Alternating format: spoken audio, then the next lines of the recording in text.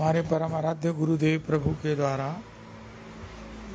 ये महामंत्र का अर्थ है हरे कृष्ण कृष्ण कृष्ण हरे हरे, राधे कृष्ण कृष्ण कृष्ण राधे राधे, हरे राम राम राम हरे हरे, सीताराम सीताराम सीताराम सीताराम। अब कोई उसका अर्थ जो भी करता है वो भी ठीक ही होगा, लेकिन हमारे गुरुदेव भी एक परम अथॉरिटी हैं। अगर राम जी को हम श्री किशोरी जी से रमन करने के कारण उन्होंने राम कहेंगे, तो राघव का क्या अर्थ करेंगे?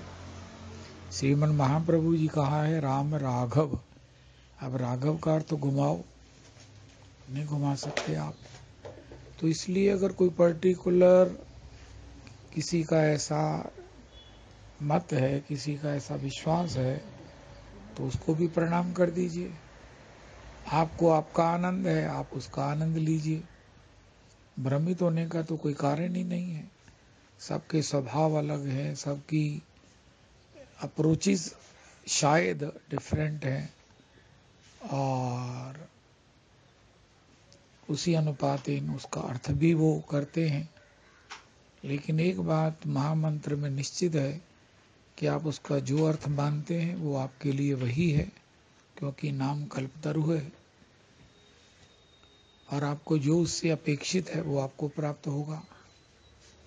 अगर आप उसे राम समझकर जपते हैं तो वो है ही है, एक तो है ही है। अगर इफ एट ऑल ये मान लिया जाए वो नहीं है, तो आपको अपने आस्वादन में और परिणाम में भ्रमित नहीं होना चाहिए, क्योंकि भगवान का नाम की महिमा और उसका जितना भी सब आनंद पारावार है वो अनंत है। कहा लगी कहूँ मैं नाम बढ़ाई, राम न सकहि नाम गुण गाई। तो इसलिए परीक्षित के इष्ट श्री राम हैं, लेकिन वो कृष्ण कथा के लिए कितनी उत्सुकता से बैठे हैं। वस्तुतः राम और कृष्ण में कतई किंचित कोई भेद नहीं है। श्रीमद् वाल्मीकि रामायण में कई बार राम जी को कृष्ण कहा गया है। भागवत जी में हमारे गुरुदेव कहते हैं कई बार श्री कृष्ण को श्री राम कहा गया है।